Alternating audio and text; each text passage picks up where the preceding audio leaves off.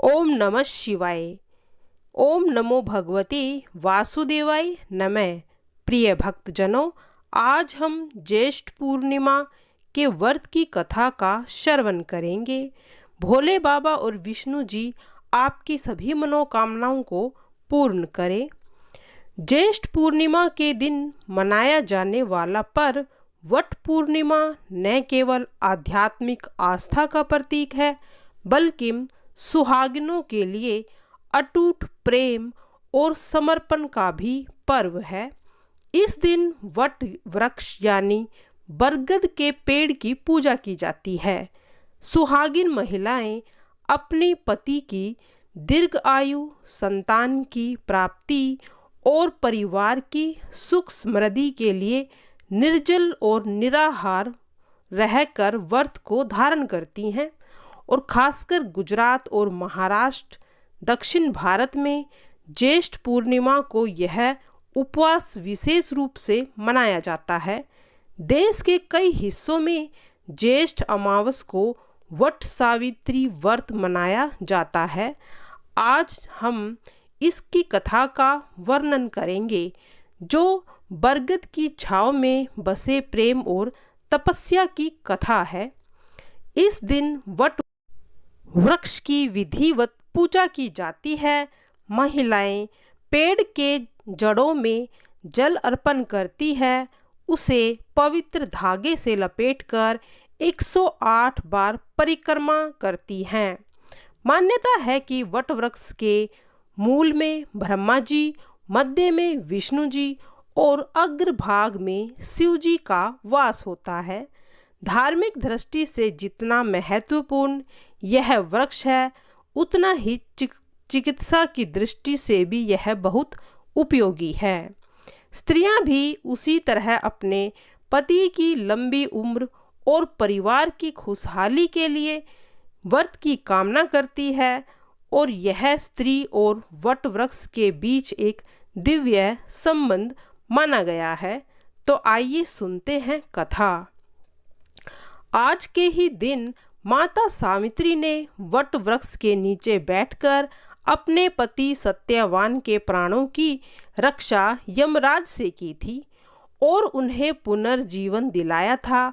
इसीलिए वट पूर्णिमा की कथा हर उस महिला के लिए अत्यंत पावन मानी जाती है, जो अपने परिवार के लिए, अपने सुहाग के लिए, अपनी संतान के लिए ईश्वर से प्रार्थना करती है।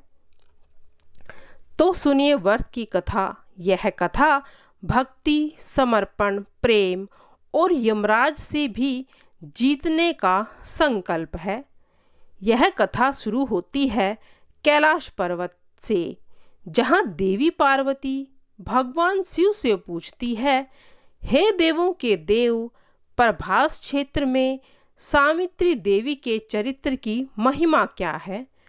कौन सा व्रत उन्होंने किया जो पतिव्रता स्त्रियों को सौभाग्यवती बना सकता है?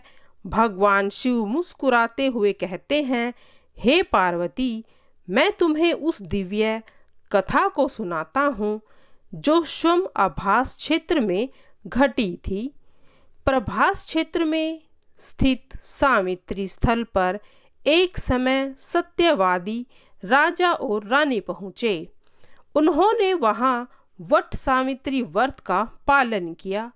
उसी व्रत के प्रभाव से ब्रह्मा जी की प्रिय सावित्री देवी उन्हें दर्शन देकर प्रसन्न हुई और अंतर्ध्यान हो गई। कुछ ही दिनों बाद उस राजा के घर में एक कन्या ने जन्म लिया। देवी सावित्री के अंश में उत्पन्न, इसीलिए उसका नाम भी सावित्री रखा गया। समय बीतता गया और वह कन्या यौवन अवस्था को प्राप्त हुई। सौंदर्य, तेज और शील में वह लक्ष्मी के समान प्रतीत होती थी। जब विवाह के योग्य हुई तो उनके पिता ने सावित्री से कहा, पुत्री, तुम स्वयं अपने योग्य वर का चयन कर लो। सावित्री पिता की आज्ञा पाकर तपोवन में यात्रा के लिए निकल पड़ी और वहां से लौटकर अपने पिता से कहा, मैंने एक सत्यवान नामक एक युवक को अपने पति के रूप में स्वीकार किया है। सावित्री की बात सुनकर वहाँ उपस्थित महर्षि नारद बोले, राजा, सत्यवान धर्मात्मा और सदाचारी अवश्य है, परंतु उसमें एक दोष है, वह अल्प आयु है। 1 वर्ष के भीतर उसकी मृत्यु निश्चित ही है। यह सुनकर राजा चिंतित हो गए, पर सावित्री तो अड़ग ही रही। वह बोली, विवाह, वचन और कन्यादान ये तीनों एक ही बार होते हैं। मैंने जिसे अपना वर चुना है वही मेरा पति होगा। नारद जी की आज्ञा से राजा ने सावित्री और सत्यवान का विवाह संपन्न करवा दिया। महलों की रानी सावित्री अब वनवासी बन चुकी थी। वह ससुराल में सत्यवान और अपने नेत्रहीन सास ससुर की सेवा में लगी रहती थी। लेकिन एक दिन वह दिन आया जब नारद जी की भविष्यवाणी पूरी होने वाली थी। सत्यवान एक दिन लकड़ियाँ काटने वन में गया। वहीं अचानक उसके सिर में भयंकर पीड़ा हुई। सावित्री ने उसे अपनी गोद में लिटाया। उसी क्षण सावित्री ने देखा, एक भयंकर सांवले पिंगल वर्ण के पुरुष सामने खड़े थे। यमराज बोले, तुम्हारे पति की आयु समाप्त हो चुकी है, अब मैं स्वयं उसके प्राण लेने आ गया हूँ। यमराज ने सत्यवान की आत्मा को उसके शरीर से अलग कर दिया और यमलोक की ओर चल पड़े। लेकिन सावित्री भी उनके पीछे पीछे चलने लगी। यमराज ने कई बार रोका, पर सावित्री नहीं मानी। प्रभावित होकर यमराज ने कहा, तुम कोई वर मांग लो और वापस लौट जाओ। सावित्री बोली, मेरे सास ससुर को नेत्र ज्योति लौटाइए। यमराज ने उसे वरदान दिया। फिर सावित्री चलती रही। यमराज ने दूसरा वरदान दिया, तुम्हारे सास ससुर को उनका खोया हुआ राज्य मिले। सावित्री ने यह वर भी ले लिया।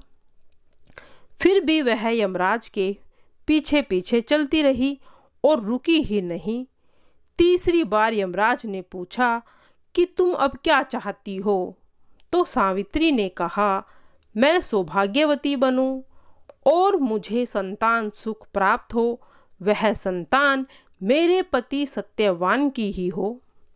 यमराज ने यह भी वरदान दे दिया, लेकिन सावित्री ने तुरंत ही उन्हें उलझा दिया। बोली, हे प्रभु, आपने मुझे संतान होने का वरदान दिया है, लेकिन मेरे पति तो आपके पास हैं। उनके बिना यह वरदान कैसे पूर्ण होगा? यमराज निरुत्तर हो गए। सावित्री के पतिव्रता धर्म और धैर्य से प्रभावित होकर उन्होंने सत्यवान के प्राणों को लौटा दिया और स्वयं यमलोक में चले गए। सावित्री ने अपने पति के शरीर को वट वृक्ष के नीचे पुनर्जीवित होते देखा।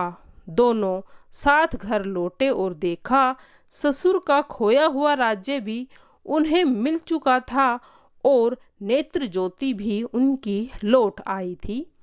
इस प्रकार सावित्री की सच्ची भक्ति, नारी शक्ति और अड़िंग संकल्प ने मृत्यु को भी मात दे दी थी।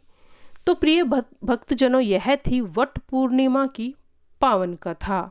यदि आपको यह वीडियो पसंद आई हो तो वीडियो को लाइक और चैनल को सब्सक्राइब जरूर कीजिएगा।